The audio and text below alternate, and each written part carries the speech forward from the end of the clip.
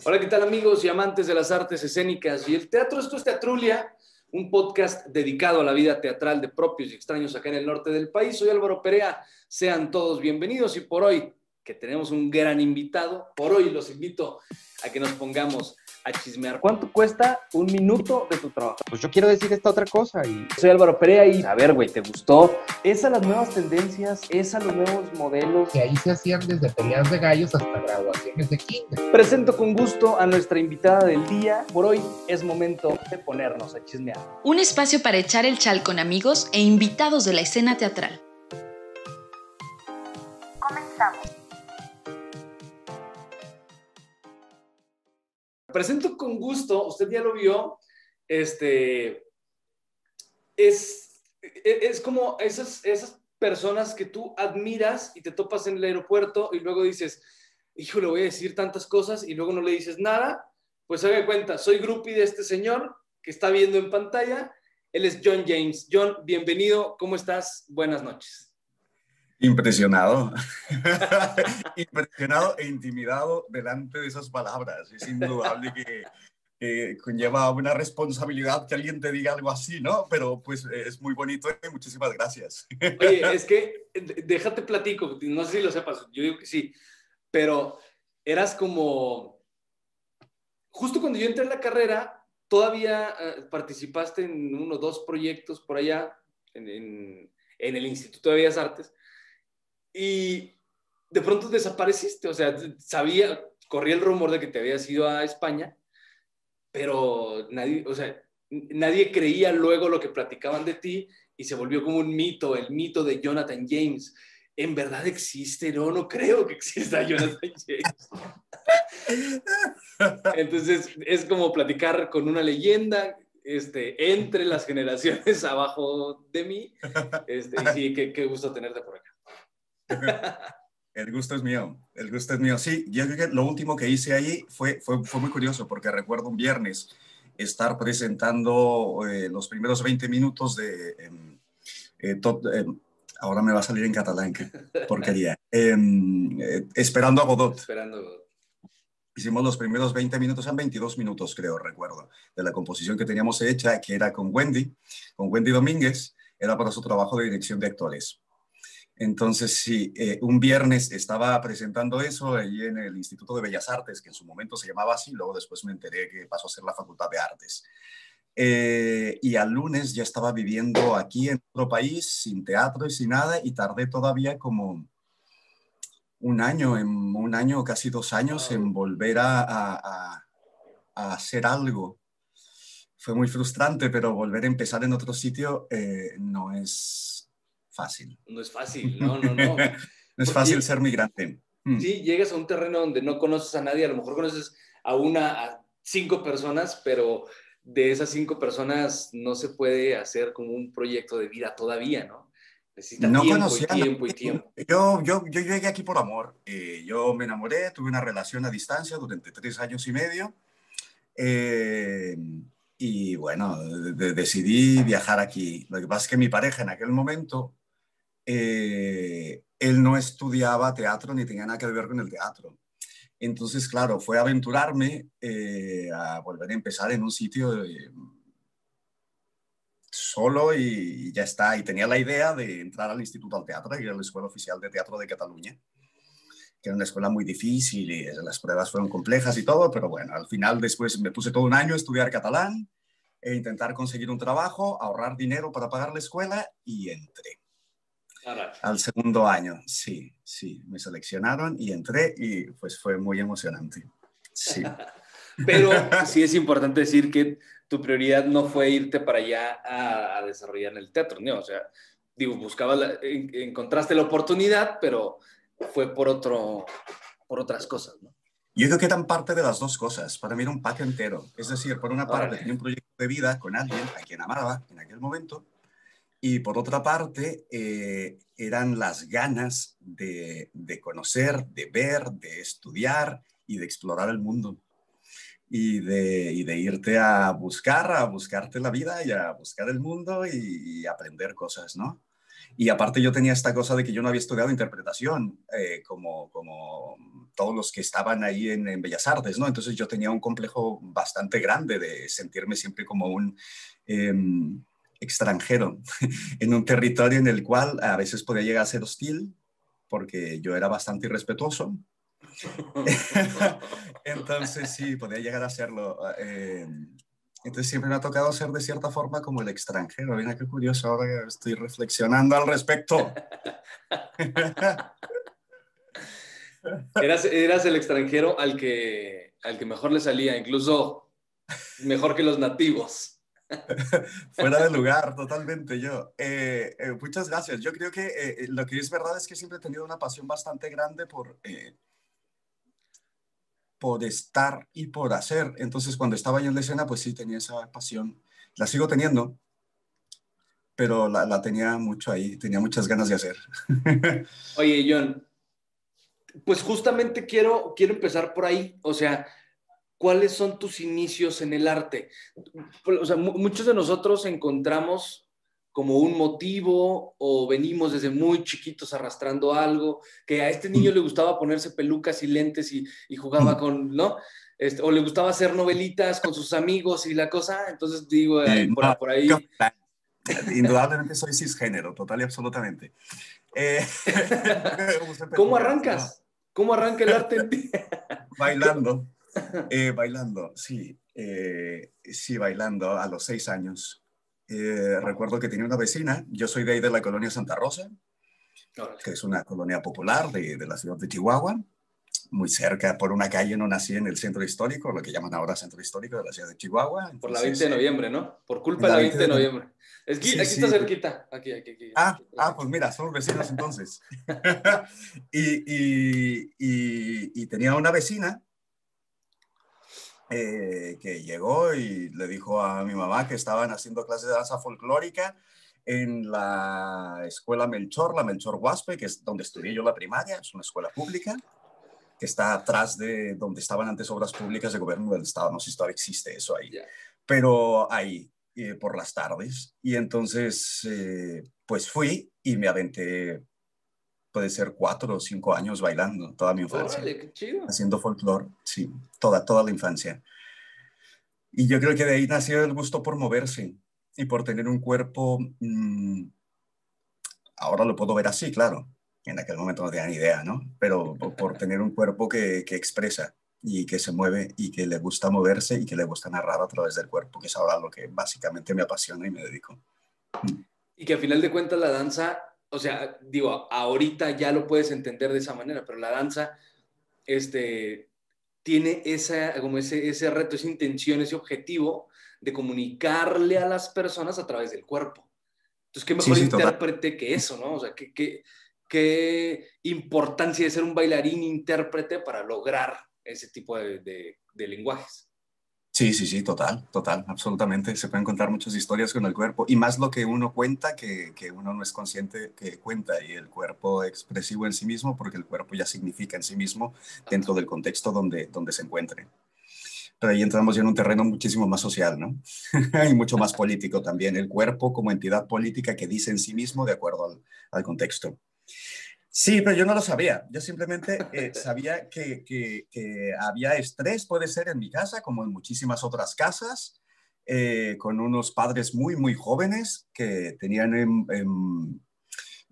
yo crecí con mis padres. Mis padres me tuvieron a los 18 años, 19 años. Entonces, ha sido una suerte crecer con mis padres. Soy el mayor y había mucho estrés en la casa por sacarnos adelante, de cierta manera. Bueno, éramos ricos.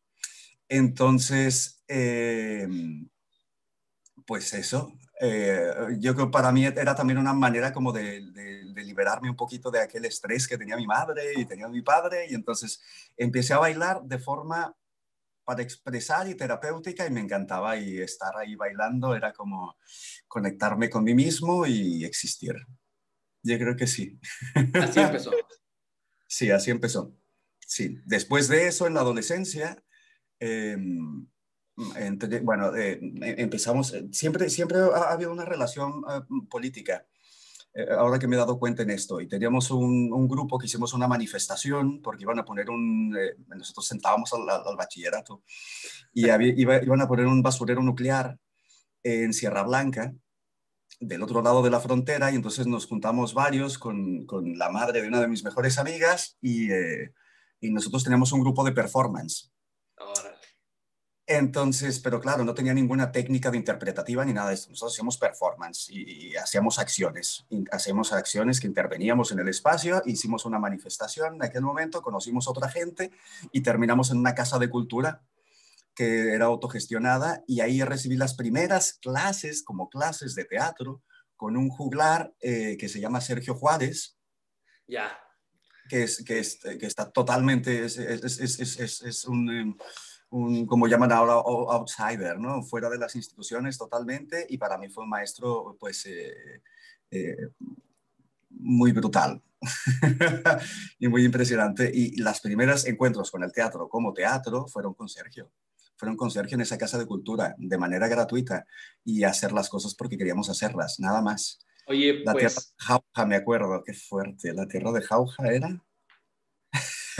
Sí, era básicamente teatro del siglo X español. Eran unos entremeses, ¿puede ser? Sí, muy pequeñitos, creo que sí.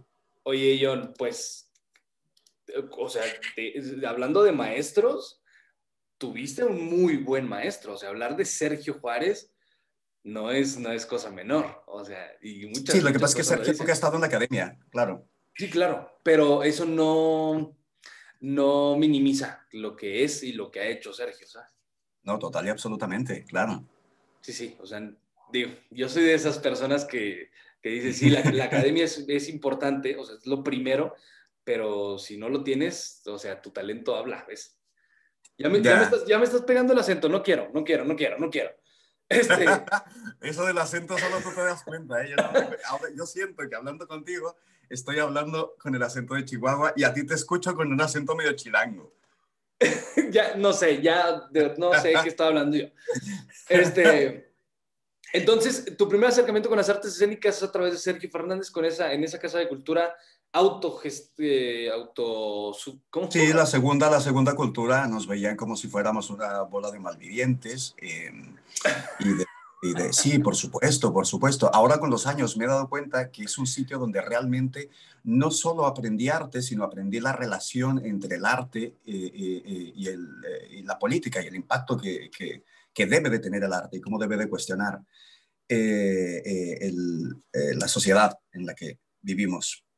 Entonces fue un sitio donde se juntaba un montón de gente. Yo crecí en un Chihuahua, que fue un Chihuahua total y absolutamente represivo, con una política que se llamaba cero tolerancia, en el periodo de Patricio De Martínez, Patricio que era el Martínez. gobernador en aquel tiempo, y había exportado esta política del Giuliani, ¿no? de Nueva York, que básicamente era una política represiva. Y yo me acuerdo que en aquel tiempo te podía parar la policía Sí. simplemente por ir vestido de alguna manera que no tuviera que ver con la eh, normativa explícita de una sociedad conservadora, católica, apostólica y romana del norte de México. Y nosotros éramos, yo un día era hippie, el otro día era punky, el otro día era... Iba experimentando con diferentes estéticas de tribus urbanas diferentes. Lo que sabía es que intentaba encontrar mi sitio. Eso tenía que ver obviamente con mis preferencias sexuales y el hecho de no aceptarme a mí mismo en un Ya. contexto que era puramente conservador. Mis padres siempre fueron bastante compasivos conmigo, pero había una cosa ahí en la sociedad que no me dejaba ser, ¿no? Es parte también de haber migrado, obviamente. Bien. Oye, John, en Chihuahua ya creces, digo, eso que me platicas está súper interesante porque siempre he pensado que los mejores proyectos o las mejores cosas surgen de lugares donde ni te imaginas. Y creo que Mm. ese grupo en el que estuviste, que decías, hacíamos performance sin técnica, pues no, pero el significado estaba ahí, que es parte fundamental de cualquier proyecto escénico, ¿no? ¿Por qué Sí. lo vas a hacer y con qué, o sea, qué te está empujando a hacer la cosa? Y creo que eso es lo que los movía a ustedes y lo que hacía funcionar la cosa, ¿no? Sí, participábamos en los tianguis culturales también, que se hacían alternativos en el Parque Revolución, o de pronto que tomábamos la plaza, dentro de la Plaza de Armas, y también hacíamos actividades ahí, siempre dentro del contexto político, me acuerdo, el 2 de octubre era un clásico, ¿no? O también, también crecimos, obviamente, con todo el fenómeno de los asesinatos, que después pasaron a llamar feminicidios, Feminicidios. en Ciudad Juárez y en Chihuahua. Entonces yo fui adolescente en todo aquel periodo. Y entonces yo no podía ser como que no pasaba. Incluso era, como llaman aquí, dentro de mi grupo podría ser que fuera el más pijo o el más burgués, pero aún así no me dolía. Entonces hicimos muchas performances. Me acuerdo mucho de una que hizo una de las colegas con las que trabajamos. Yo creo que fuimos de los primeros grupos de performance. Seguramente hubo gente antes que nosotros haciendo cosas. Eso de creer que uno es el primero denota simplemente una ignorancia enorme de la historia de su propio sitio, ¿no? Claro. Pero, pero es verdad que éramos los que hacíamos eso en aquel momento a principios del 2000. Y es que no era algo, digo, por lo que mencionabas de la política de cero tolerancia, no era algo como tan aceptado, tan bien visto. O sea, todavía se vivía en un Chihuahua tradicional en temas escénicos. O sea, si vas a bailar danza, es danza o folclórica o un poco contemporánea, y la música igual y el teatro igual. Nosotros surge de una necesidad de expresar. Por ejemplo, nosotros tuvimos una compañera que había perdido un bebé en aquel tiempo. Obviamente había sido un trauma para ella haber perdido un bebé, y entonces ella necesitaba de cierta forma expresar aquella cosa que le había ocurrido en un sitio donde obviamente hasta el día de hoy en México todavía está prohibido el aborto, ¿no? Entonces, Dios. ella hace una performance con un globo azul en el estómago, y donde con una música, y hacemos una intervención en el espacio directamente, en un espacio donde se suponía que la gente no esperaba que hubiera una acción artística, y casi siempre todo salía de esa realidad que estábamos viviendo, cómo lo interpretábamos y la necesidad de actuar o la necesidad de decir algo a través de lo que nosotros llamamos performance. Luego ganamos en el 2000 una beca con el Instituto Mexicano de la Juventud en aquel momento, y fuimos a presentar la performance a Mezquitla, que era un festival y conocimos gente que hacía performance de todo el país. Y fue como wow, muy impresionante, porque nosotros pues, no acabábamos de creérnoslo, porque no teníamos ningún tipo de base teórica en aquel momento para entender lo que hacíamos. Pasando los años me doy cuenta que lo que hacíamos pues era muchísimo más potente que incluso que muchas cosas que hice después en la escena, o en lo que después sería lo escénico, dentro de una caja negra o dentro del teatro, es decir, utilizar el contexto como sí mismo y como un...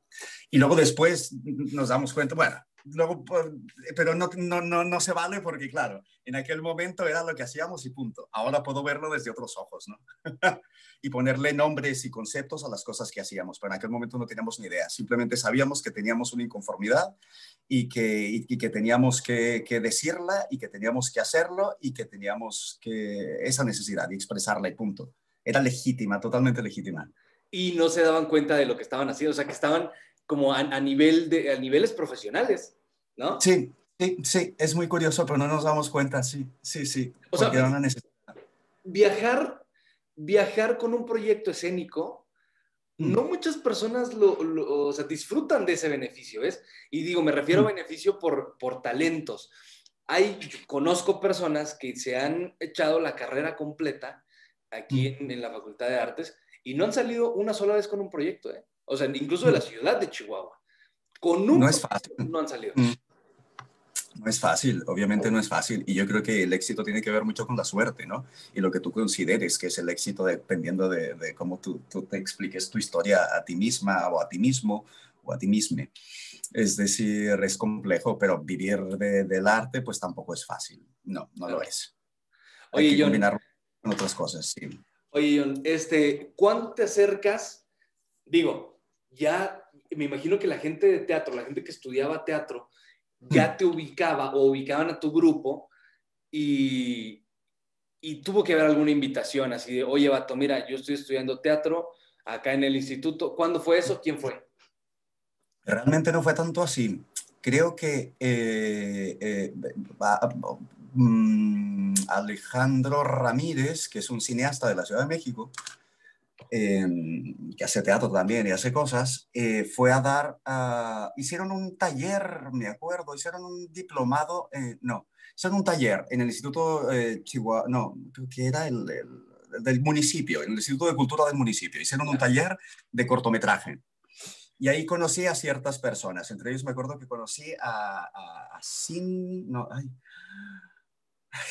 es que hace muchos años y me siento como un maldito viejo que no me acuerdo de los nombres. Es Nada, te terrible. apures, no te apures, no te apures. Hicieron un taller, conocí a algunas personas que estudiaban en Bellas Artes, yo quería hacer un cortometraje, terminé invitando en ese taller, lo tomó un amigo mío que estaba estudiando en Bellas Artes, teatro, y entonces yo vi una obra que hicieron, que la fui a ver.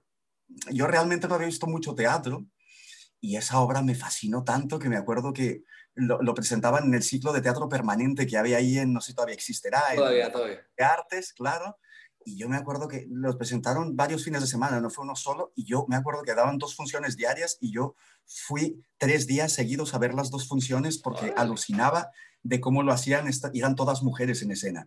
La ginecomaquia se llamaba, creo. Ay, claro, ya, sí, sí, sí. Sí, y salían varias colegas mías. Entonces, a mí me encantaba cómo lo hacía una colega mía ahí.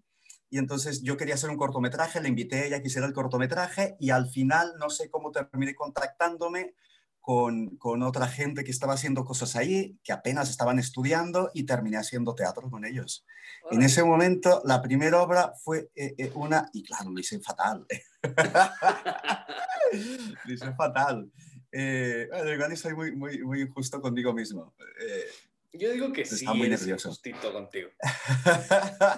Hicimos Gigi de Colette y hicimos otra obra que se llamaba La Asamblea de los Campos de Fresa con se llamaba Raúl Valles, era estudiante ahí de Bellas Artes en ese momento. Que ahorita Raúl ya es maestro de ahí de la facultad. Ya tiene. Supongo sería la cosa natural, la cosa natural de eso si se quedó ahí, sería lo natural, ¿no? Que luego los alumnos terminen haciendo de maestros ahí. Sí. Y con ellos, sí, con ellos hice eso y luego después empecé a saltar de proyecto en proyecto, porque claro, como no había muchos actores, hombres, entonces, y si a alguno les era resultón, como yo, entonces pues te invitaban. Y para mí era genial porque yo estaba estudiando Ciencias de la Comunicación en la Universidad Regional del Norte, pero al mismo tiempo era como si hiciera 2 carreras. Porque por otra parte estaba todo el tiempo haciendo diferentes proyectos ahí en Bellas Artes. Y Y la hice varias experiencia te cosas. formó.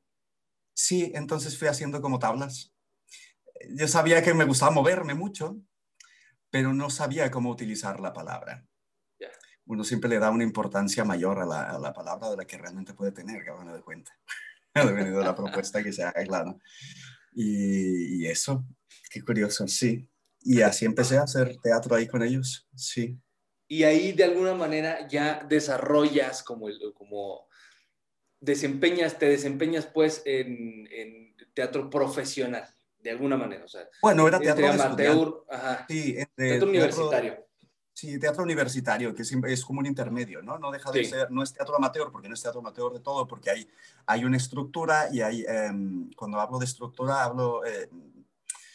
hay una técnica y hay un conocimiento detrás que está respaldado precisamente por unos estudios. Entonces se exacto, están investigando hay una conciencia de lo que se está haciendo, más claro. allá de simplemente el hecho de hacer por hacer y las ganas de hacer de hacer arte y hacer algo para que alguien más te vea o hacer tú porque quieres aprender, qué sé yo.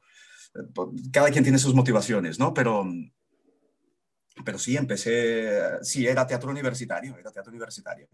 Era teatro universitario. No diría que era profesional de todo profesional en ese momento. De hecho, yo me diría profesional apenas hace poco tiempo, que ya me consideraría como profesional, sí. Que sé bien lo que ando haciendo, aunque me pierda. Claro. Sí. Entonces, de ahí ya haces ese teatro y te enamoras, ¿no? O sea, digo, ya traías como Sí, eso, pero dices, sí, va pero por no me aquí. no me arriesgaba porque sé que me iba a morir de hambre si me ponía a estudiar teatro, como todos, con ese prejuicio terrible que uno tiene en la cabeza. Sí. Y entonces iba estudiando comunicación al mismo tiempo y lo que hacía, porque en ciencias de la comunicación había una técnica cuando se daba comunicación ahí en la URN, de que eran exposiciones todo el tiempo. Entonces todas mis exposiciones siempre eran actuadas. Órale. Y en las clases de literatura lo que hacía era coger los personajes, hacer resúmenes de lo que yo tenía que expresar y hacía bululús, que no sabía que en ese momento ni que era un bululú, y hacía cosas y hacía performance y me inventaba personajes. Todas mis exposiciones siempre eran creativas, siempre eran a través o de narraciones o... Entonces realmente hacía pequeñas improvisaciones todo el tiempo en la otra universidad donde se suponía que no estudiaba teatro y a la vez iba haciendo cosas de teatro con los que hacían teatro. Y eso, y ahí me enamoré, sí. No, y eso, o sea, eso que estás platicando hace que resaltes, o sea, que seas, que te veas mucho mejor que los compañeros que normalmente se paran y exponen y la cosa. O sea, le das como ese plus que tienen Sí, las artes en cualquier disciplina, en cualquier sí, profesión, ¿no? sí, recuerdo una performance que hice cuando era lo de la guerra de Irak. En aquel momento, y me acuerdo que hice con unas proyecciones, claro, ahora lo verías y sería como teatro posdramático, ¿no?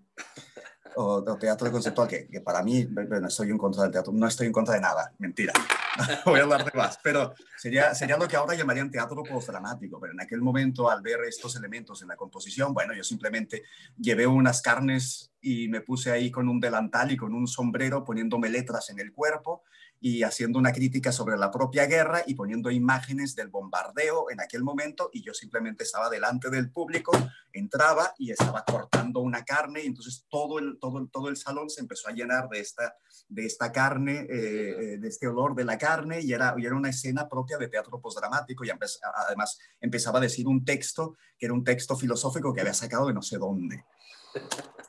Y era obviamente una pieza, se podría considerar una mini pieza, una cápsula casi de teatro postdramático, pero en aquel momento yo no lo veía así. Era una necesidad de expresar, punto.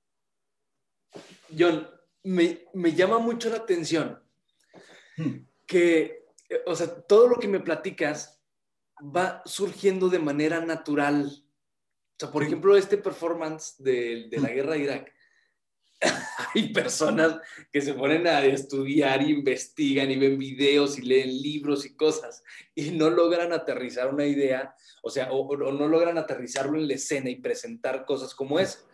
Sí.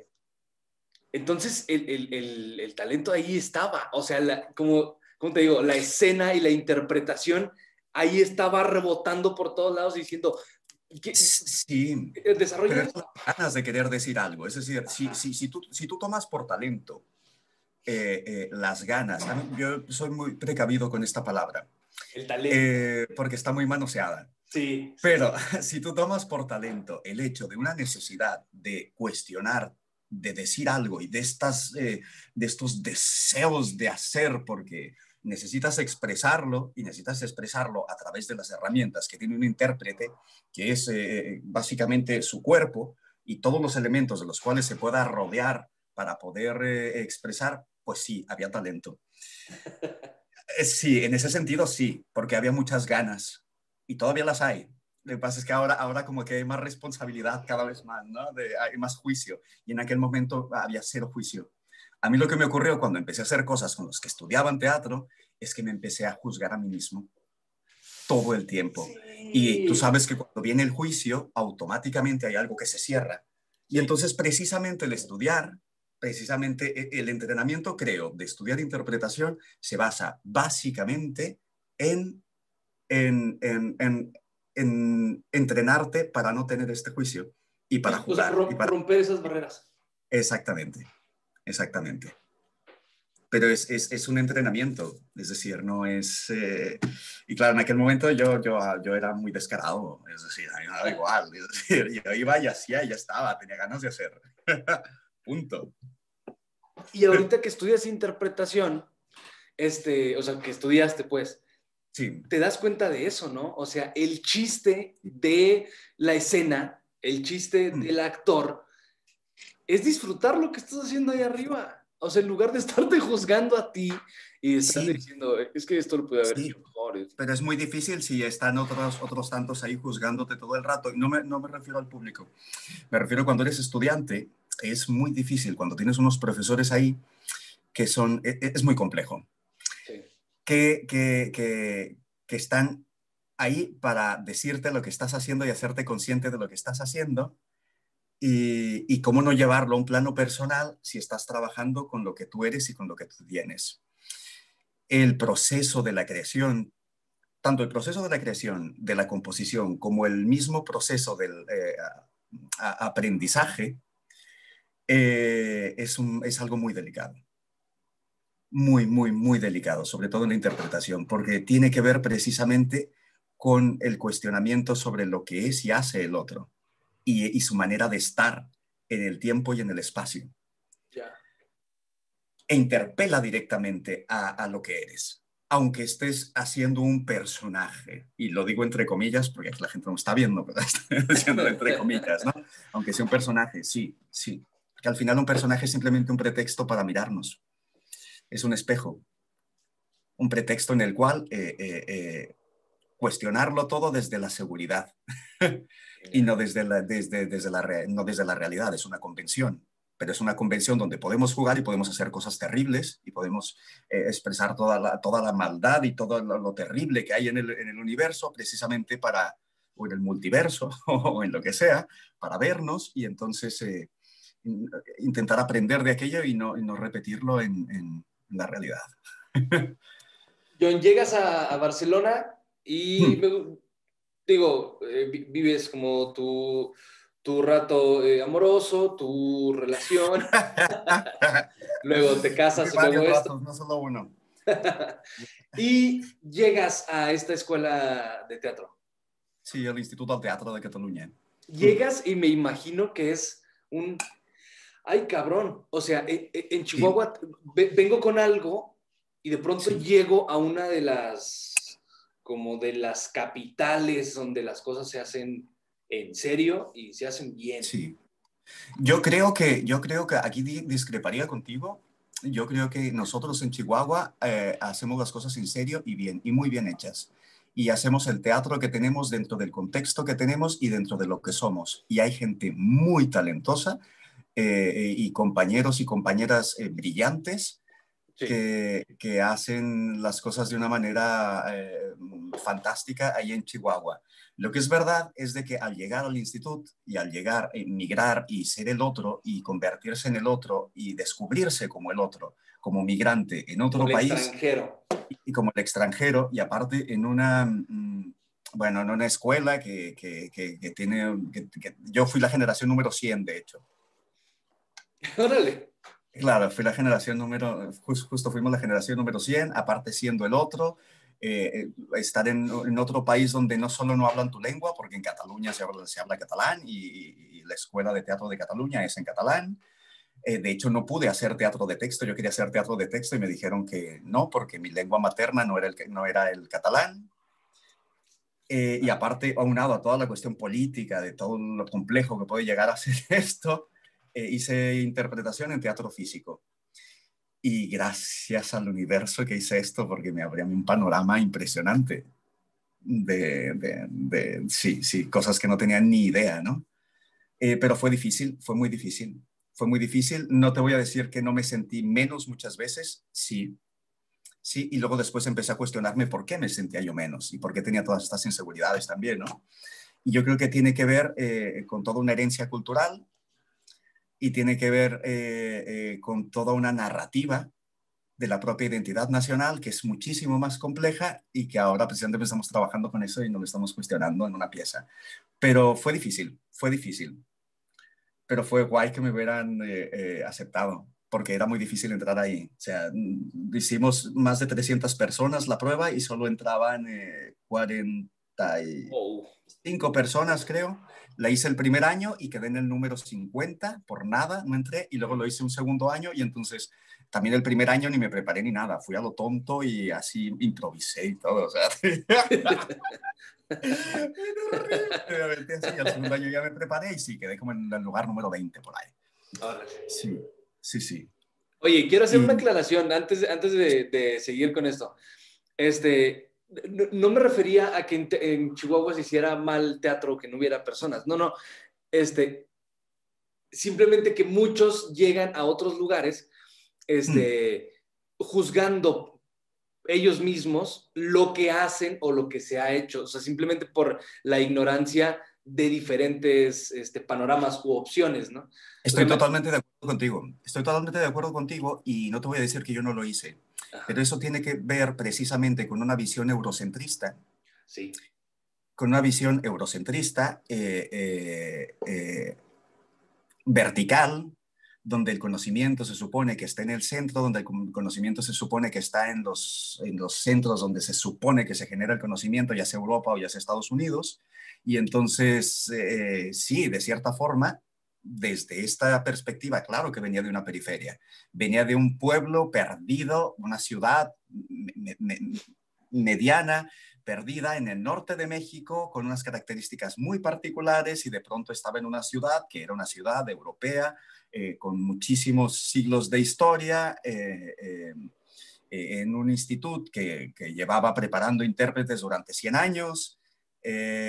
Claro, era complejo, y aparte justamente España, ¿no? Que es sí. precisamente el sitio que estableció un sistema colonial durante 300 años, en Sí, lo o que sea después que, se puede llamar México. Entonces me encontré con todas estas cosas, me encontré con racismo, me encontré con muchas cosas muy complejas que me hicieron cuestionarme a mí mismo, sí, sin lugar a dudas.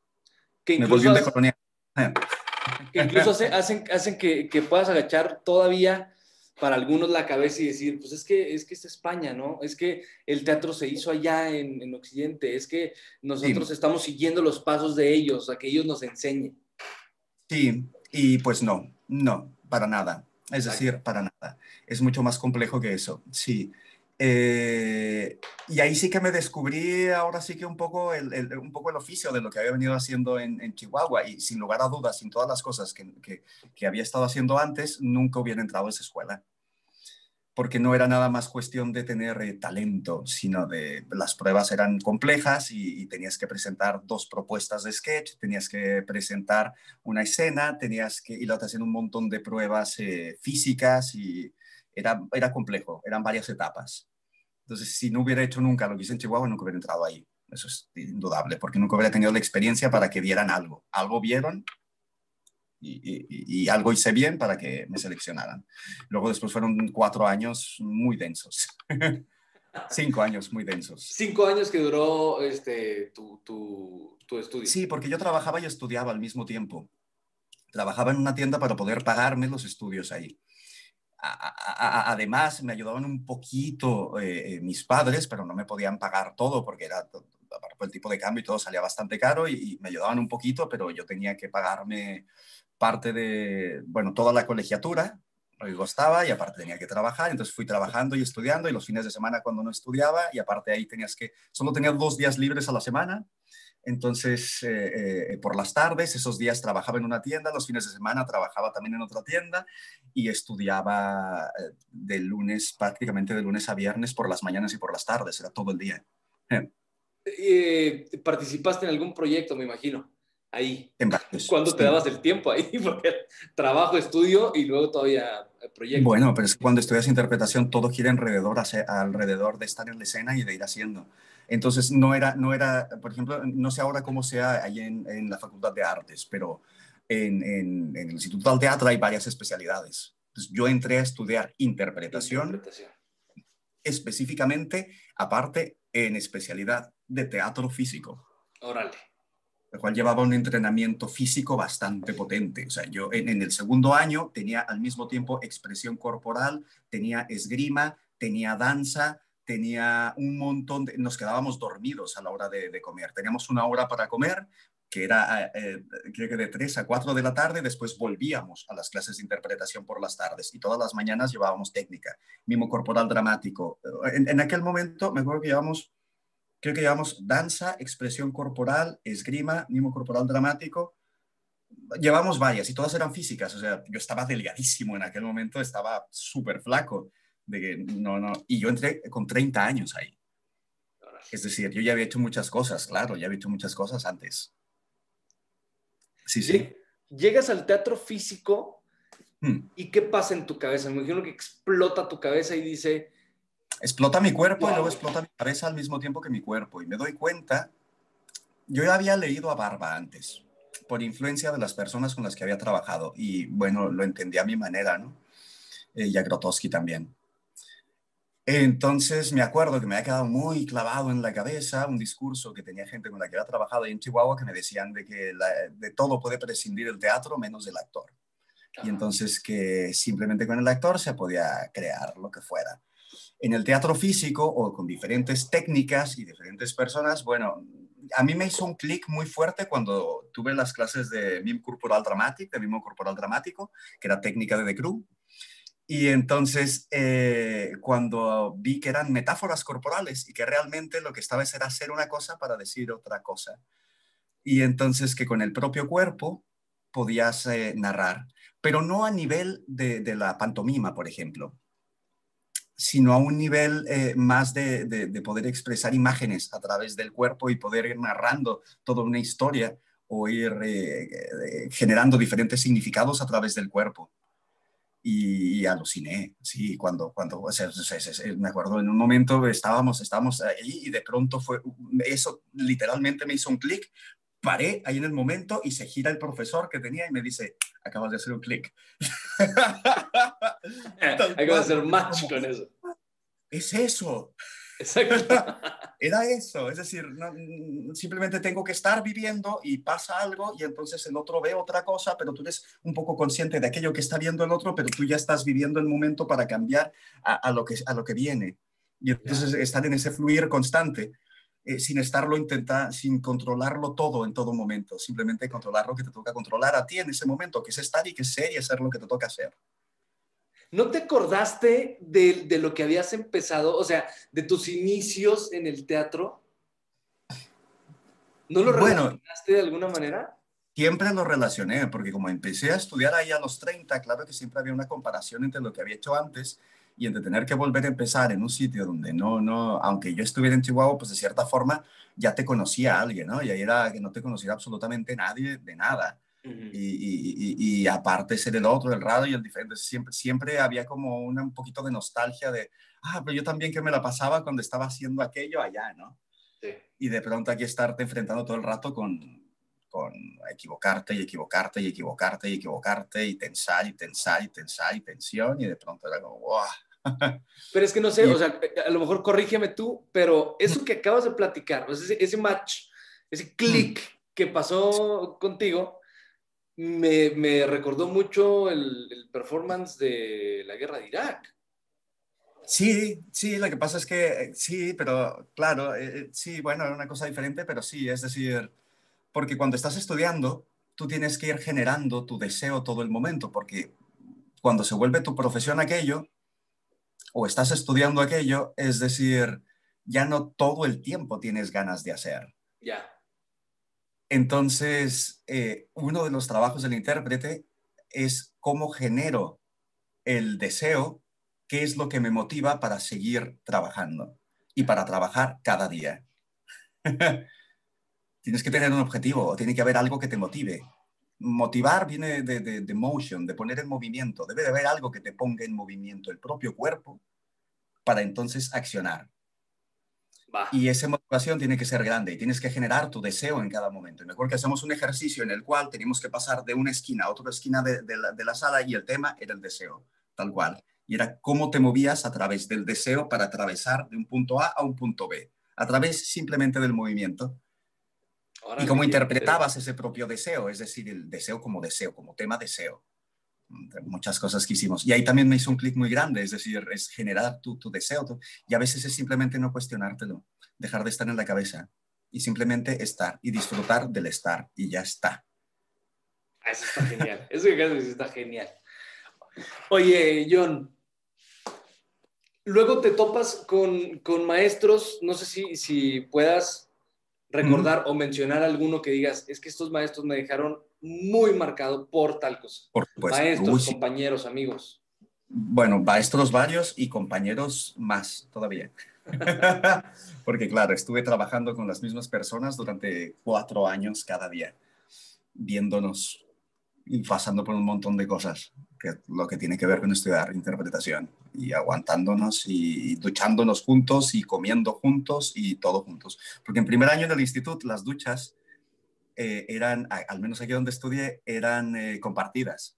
Incluso nos ponían a ducharnos a todos juntos, hombres y mujeres, todos ahí juntos. Entonces, de cierta Órale. forma, sí, se te quita un poco, hay un primer encuentro con el, con el que se te quite la vergüenza, ¿no?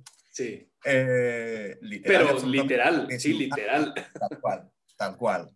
Bueno, había compañeros que no les gustaba y se duchaban con calzoncillo. Y ahí fue enfrentar, eso es curioso, me recuerdo una vez estar ahí y yo era el único moreno. Entonces, porque todos eran muy blancos y que me vieran el cuerpo diferente y que me hicieran comentarios sobre el color de mi piel. Cuando yo en México no me consideraba moreno. No, es justo lo que te iba a decir. Eh, eh, pero lo soy, Sí. porque soy un mestizo.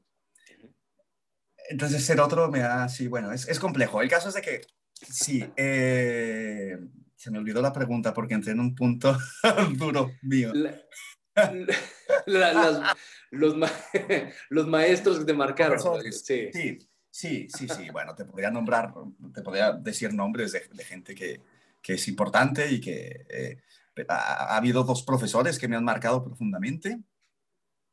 Andrés Corchero, que bueno, Andrés Corchero ha influido a muchísimas personas, a todos los que han tenido supongo que casi a todo el mundo que ha tenido la oportunidad, que ha sido su profesor. Andrés Corchero es un bailarín catalán que fue Premio Nacional de Danza, creo que allá por el principios de la primera década del 2000, Premio Nacional de Danza de Cataluña. Él venía de toda la tradición de la danza buto. Él fue discípulo o estudió con los profesores con Katsu Ono y con Mintanaka, que eran profesores o eran artistas más que profesores, artistas del movimiento artístico después de la Segunda Guerra Mundial y que tiran la bomba de Hiroshima y Nagasaki allá en Japón, de la danza Buto, y son directamente de esta generación. Y él estudió con ellos, entonces me enseñó pues como una manera, ¿no? De entender, de estar y un entrenamiento muy específico, performático, Ya. que después se ha adoptado muchísimo para mí y una manera de estar ahí y de tener una presencia muy impresionante a través de su técnica. Y luego otro que es el Moreno Bernardi, que era diametralmente opuesto. Este es bailarín también, han sido coreógrafos más los que me han influido más que otra cosa, es muy fuerte. Y él venía más de la escuela de la biomecánica de Meyerhold y de la danza. Había estado, creo que, trabajando en compañías de danza y también venía mucho de la influencia de Pina y de toda esta corriente de danza y de esta manera de estar. Y aparte es un creador contemporáneo y fue un profesor que aparte él fue, cuando me gradué, bueno, cuando tenía que hacer mi trabajo final de carrera, él quiso y accedió a ser mi director, no ser mi tutor, sino ser director de la pieza que estaba creando y aprendí muchísimo con él. Esas dos personas, uno italiano y el otro catalán, español. Pero también tuve otro que era fantástico, el de Clown, que era un alemán, y el Cristian Atanasio, y luego también tuve los de danza, que fueron fantásticos. O sea, podría recordar varios maestros, sí. ¿Y compañeros, amigos? Compañeros, claro, Ana, por ejemplo, Ana Pérez, que es fantástica, que ya había estudiado en Londres y venía de estudiar 2 años precisamente en la escuela de mimo corporal dramático, que venía directamente de aquella escuela y tiene una manera de moverse que yo me sentía pequeñito cuando yo les veía, ¿no? Y aprendí un montón. Es que sería injusto nombrar a todos mis compañeros, pero compañeros muy potentes, todos, sí. Aparte, casi todos eran muchísimo más jóvenes que yo, entonces era de cierta forma también una cosa de enfrentarte con tu propio ego, ¿no? Y sí, un poco más de humildad también, hay que decirlo, claro que sí. A pesar de que el estudio, tu formación académica Mm, es en interpretación, mm. no sé, te pregunto, ¿hay una diferencia, o sea, hay un cambio en el que dejas la academia y subes a un escenario ya de manera profesional a ejecutar, o sea, ya como ejecutante? ¿Y en qué momento Como se hace? intérprete. Sí, como intérprete. A ver, yo durante mi formación tuve también en materias teóricas, como teoría de la actuación o como teoría del espectáculo o tuvimos otras teorías donde teníamos diferentes marcos teóricos para analizar el fenómeno del arte vivo, ¿no? O de la escena. Esa es la parte, pero obviamente que un intelectual no interpreta, es un intelectual. Recuerdo muy bien, por ejemplo, a Moreno Bernardi, que mi trabajo final de carrera consistió en hacer una traducción o una intervención de teatro físico con el poema de Muerte sin fin de José Gorostiza. Y entonces yo estaba ahí analizando un montón el poema y entonces me acuerdo que Moreno llega y me dice, John, deja de analizar el poema, lo que tienes que hacer es leer el poema cada día en voz alta. Yo te pondría a hacer cosas y entonces ya empezarás a actuar el poema. No puedes, o sea, son diferentes mentes, es decir, Yeah. la mente que te funciona para hacer un análisis teórico no es la misma mente que utilizas ni el mismo cuerpo que utilizas a la hora de interpretar. Eso es fundamental entenderlo, ¿no? Es decir, son lenguajes diferentes, en contextos diferentes y en mentes diferentes. Yeah. El intelectual no es el mismo, bueno, es el mismo porque habita en el mismo cuerpo, que es el mío, pero no utiliza las mismas herramientas para hacer un análisis teórico que para estar moviéndote o hablando o, sí, o interpretando. Ah. Leí en una entrevista que tuviste con Lola James, que mandamos un saludo, grandes amigos, la verdad, de Contrapeso, donde hablabas de que el teatro es como un juego, y yo lo entiendo porque eso era una idea que nos rebota mucho en la cabeza cuando estamos estudiando teatro, que buscamos de alguna manera en el teatro una especie de terapia, ¿no? ¿Por qué el teatro es un juego para ti? Bueno, también es una terapia, porque obviamente estás trabajando contigo misma, contigo mismo, contigo misma. Entonces, tiene un punto indudablemente terapéutico. Pero para que sea terapéutico necesitas ser un juego. Es decir, necesitas poder darte la oportunidad de jugar contigo mismo y de jugar con los otros o con las otras para entonces que surja y que exista algo o que pase algo. Si no te dejas jugar, pues entonces no hay juego y entonces no pasa nada.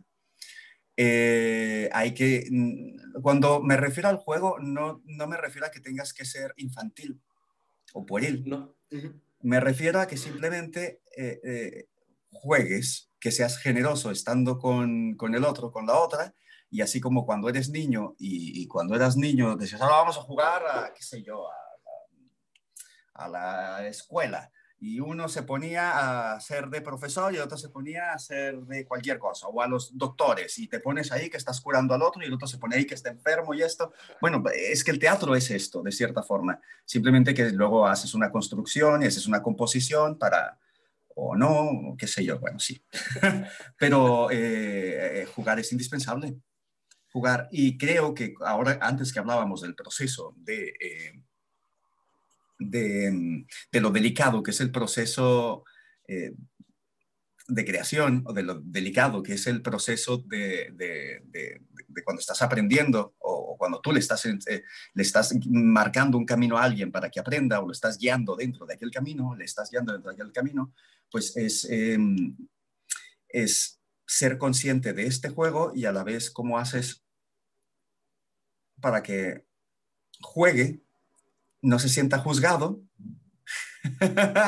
y al mismo tiempo se lo tome como algo muy, muy serio, porque es algo muy serio, porque es un juego muy serio. Entonces, Es el juego. Es muy complejo. Es muy complejo y muchas veces, obviamente, vas a salir muy herido o muy herida y lloras y te pasan cosas terribles y sí, que no son tan terribles. Al final, tenemos ojos y lágrimas, es para que lloremos también.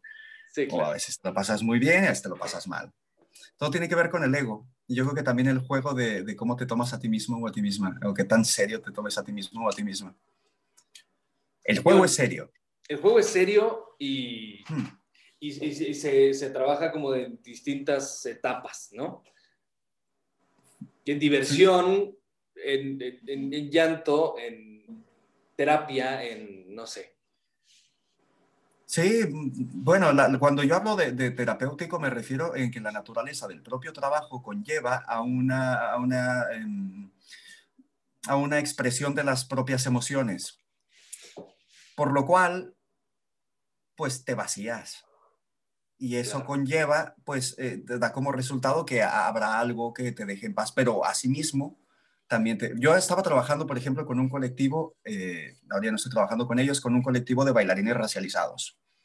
Entonces era un colectivo de bailarines racializados donde todos eran súper jóvenes. Hasta hace poco estuve trabajando con ellos y había una chica de Etiopía, una chica, había un chico de Senegal, había una chica de Marruecos.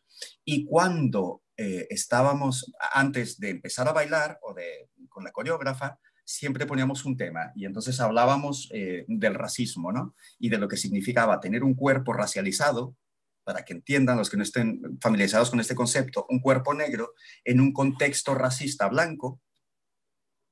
Entonces, durante esas semanas que estuvimos trabajando, la chica de Marruecos realmente cayó en una depresión enorme porque se empezó a mirar a sí misma y empezó a mirar el contexto, la realidad de una manera que la interpelaba directamente a quién era ella.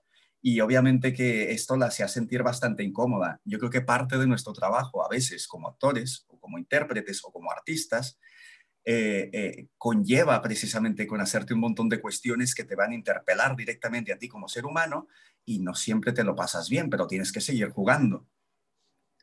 Y esa generosidad, pues hay que ser generoso. Y a veces no todo es risa. No, Y no todo, pero sabes que es para algo mayor o que es... Hay un punto de generosidad. Si no eres generosa, generoso, que es lo más importante en ese trabajo, será muy complicado, creo yo. Sí. oye, John, ya para cerrar esto, Sí. el mundo se puso en pausa Mm, desde todo el año pasado. En algunos países fue antes, fue desde enero. En otros como México ocurrió en marzo, mm. pero la pausa fue general. ¿Cómo te fue con tus proyectos? ¿Cómo la pasaste en España, en Barcelona? Bueno, yo estaba en ese momento, estábamos haciendo un montaje que se llamaba Mambo, que era con otra coreógrafa, era una intervención entre danza y teatro físico, y bueno, tuvimos que parar los ensayos. Entonces lo teníamos que presentar en abril y lo terminamos presentando en noviembre de este año, hace nada. No, en octubre lo presentamos, claro. Yo pasé el confinamiento solo en casa, porque tenía un compañero de piso, pero él se fue con su novia. Y entonces me quedé solo en casa. Aquí sí estuvimos encerrados, de que no podíamos salir a la calle, porque si no te paraban, solo podías salir a comprar. Y si no te paraba la policía, y hubo un montón de represión también, y un montón de cosas bastante terribles.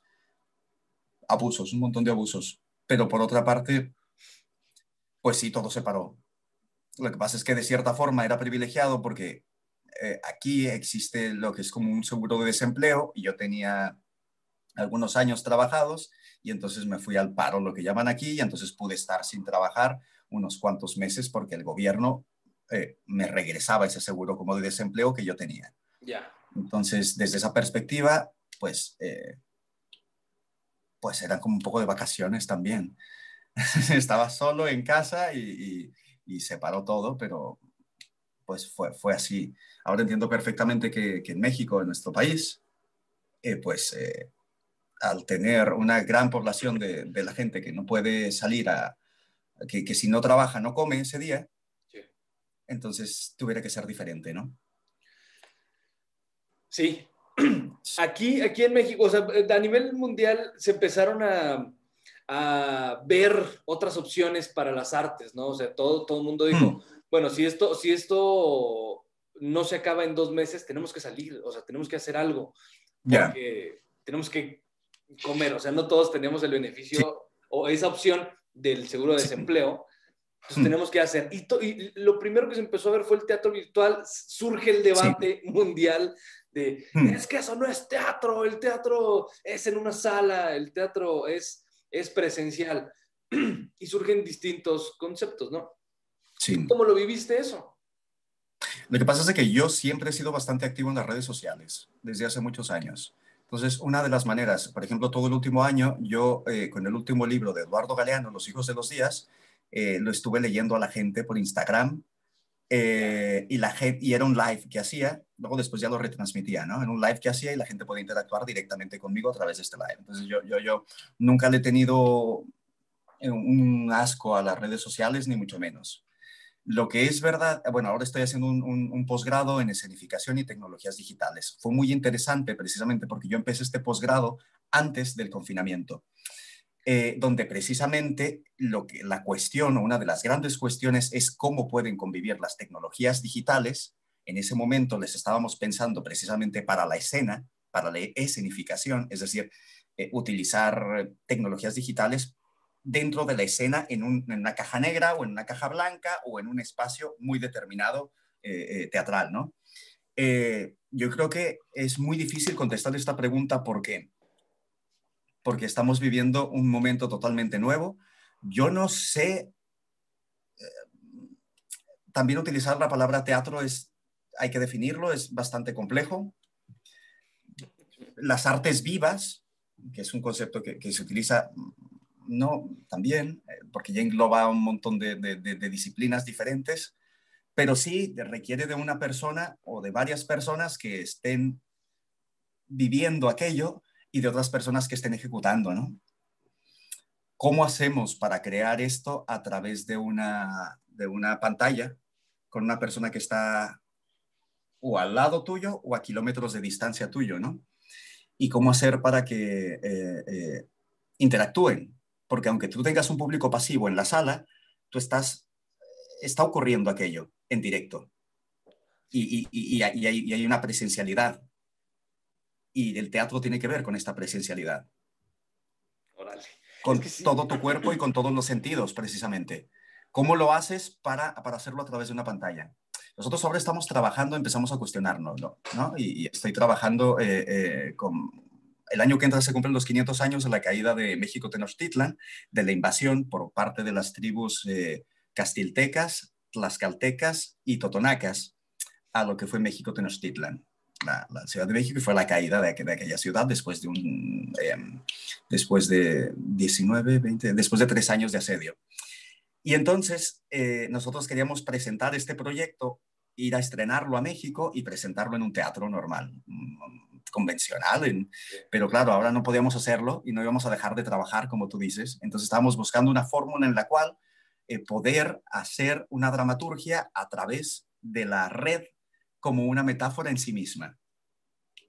Cómo conectar a las personas a través de la propia red. Y estamos trabajando con otra chihuahuense, María Sánchez, precisamente.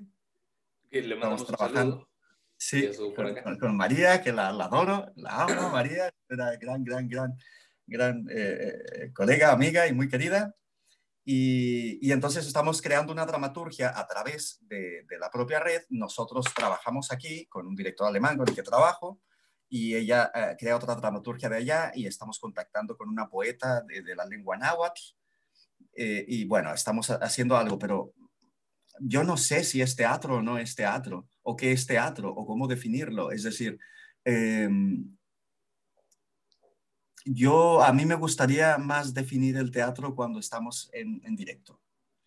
Va. Eso no significa que no encuentres una manera de llegar a un público a través de otros medios y de crear algo a través de las redes. Le tengo pavor al teatro streaming porque necesitas crear una narrativa a través de planos cinematográficos para entonces, y aparte adaptarlo, es un trabajo triple, y aparte adaptarlo a la obra que ya tienes hecha para que no sea simplemente una cámara que está teniendo un plano general o 2 o 3 planos y pasándolo a través de streaming por internet. Se pierde absolutamente todo. El código interpretativo terminaría siendo exagerado, la gente terminaría aburriendo, es decir, no está creado para eso. Entonces, ¿cómo haces para encontrar un medio entre puramente lo que está, la composición que está creada para ser vivida en directo, y para crear algo a través de Internet. Y yo creo que el debate está ahí. Es decir, no hay una respuesta. Es decir, estamos viviendo algo que no se había vivido antes, pero yo no sé si es teatro o no es teatro, ni tampoco me interesa saberlo. Es decir, lo importante es de que haya alguien que quiere estar ahí, ¿no? También, presenciándolo. No sé, es complejo. Es muy Es complejo. complejo, pero Mm, además el panorama mundial ya apuntaba a este tipo de, digo, no al teatro en streaming, obviamente, mm, ya apuntaba a digitalización del teatro, ¿no? O sea, ya veía mm, algunos indicios en Londres, ya otros en Nueva York, que empezaban a incursionar en este campo de la mm. digitalización del teatro. Pero, por ejemplo, cuando tú hablas de digitalización del teatro, ¿cómo lo defines? Ahora ya te cambié, ahora la entrevista estoy haciendo yo. El sacar al teatro de la sala y Mm, compartirlo a través de múltiples plataformas, ya sea en streaming o ya sea grabado. Digo, me refiero a esta plataforma de Teatrix, por ejemplo, que se abre acá en Argentina, o este tipo de plataformas, ¿no? O sea, ya encuentras teatro bien hecho, bueno, bien producido. Digo, no. sí. Yo, por ejemplo, conocí a una artista mexicana también, la conocí hace nada, hace 3 meses, y queremos trabajar con ella para nuestro proyecto, donde ella era ingeniera industrial. Entonces, que sabe hacer chips, sabe programación y sabe todo esto.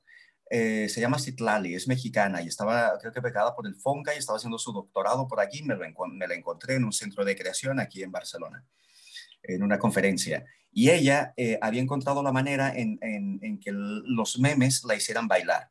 Entonces tenía al público, por ejemplo, en una sala de chat donde la gente se comunicaba directamente, ponía ciertas palabras en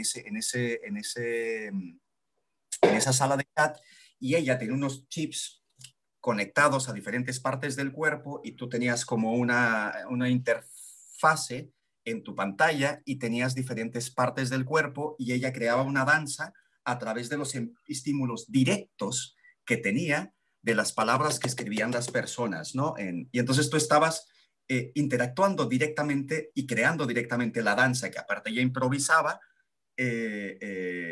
como público. Y aquí hay una interacción. Sí. Aquí hay una interacción directa, ¿no? Porque directamente es como, no sé, si de pronto estás en el flamenco y estás tú enfrente del bailador y el bailador está viendo tu emoción y él le mete más, ¿no? Ya. Qué sé yo. Entonces puede ser que desde esa perspectiva, bueno, ahí hay una interacción. Ahora, definirla teatral o no definirla teatral, no lo sé. Es que no lo sé, el debate está allí, Sí, no, justamente. y va a seguir mientras estemos como en esta situación.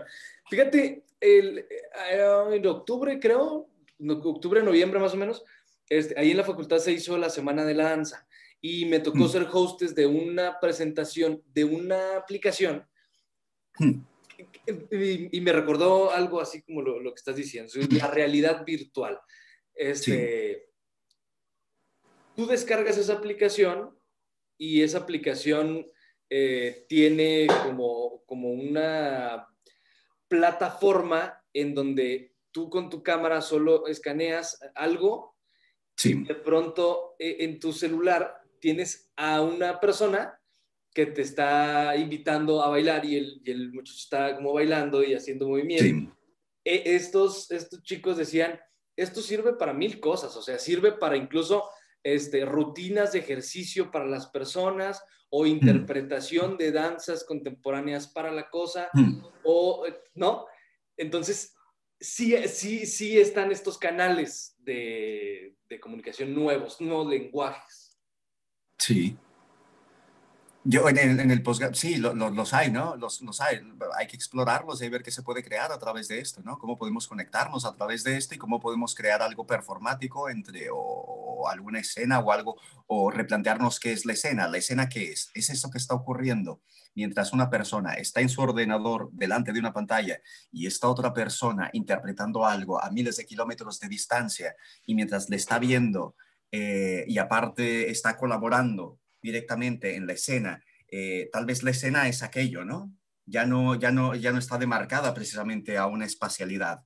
Tal vez se amplía la espacialidad a través de la red. Pero pues es complejo, no lo sé, no lo sé. Por ejemplo, también en tecnologías digitales, directamente presenciales. Estábamos trabajando con unos Arduinos, eh, en donde tenía un pequeño MP3 y entonces tenían arriba un LED que era verde y que simbolizaba como si fuera una luciérnaga. Y entonces nosotros estábamos trabajando a través de que la gente entrara a este tipo de instalación, donde le iba llevando un intérprete, no explicando la historia, sino decir, como explicando esta experiencia, y tú te acercabas a este pequeño Arduino que tenía un sensor de, ¿cómo se llama esto? Lo de los murciélagos, ultrasonido. De ultrasonido. Y esto lo programamos de tal manera que cuando la gente se acercara a este sensor, si te acercabas muy de pronto, dejaba de hablar. Ya. Y si te acercabas con muchísimo cuidado, entonces empezaba a hablar. ¿Y qué era lo que escuchabas ahí? Escuchabas textos de un libro que escogimos con la dramaturgia que creamos de las grandes hambrunas del siglo XIX y cómo murieron millones de personas en el siglo XIX cuando ya estaba el mundo conectado, porque todos los países de la periferia terminaron enviando todas sus correos. Ay, ahora porque me sale en catalán, ¡qué horror! Todas claro, porque todo esto siempre lo explico en catalán, es muy fuerte, eso es mi lengua ya casi, todas las cosechas se mandaban a Londres. Entonces, y teníamos como tema la colonización del espacio. Y entonces trabajábamos con estos pequeños dispositivos y era precisamente como el público se vuelve el personaje, y la relación que tenga con esta cosa que está programada digitalmente es la misma relación entre público y objeto. Y el objeto te habla o no te habla. Las paredes hablan. Las paredes que te cuentan. ¿Qué historias te puede contar ese? Y eso lo podríamos pasar, si nos fuéramos de gira por diferentes partes del mundo, llegamos antes, hacemos una edición, recopilamos historias de las personas y lo ponemos ahí, como si fueran pequeñas luciérnagas. Es otra manera de trabajar lo digital, pero no es, pero estás en un mismo espacio, ¿no? O sea, lo digital abarca todas las tecnologías que estén programadas digitalmente, como también el propio Internet, como propia red, ¿no? Sí, O sea, exacto. es muchísimo más amplio, sí, y es complejo.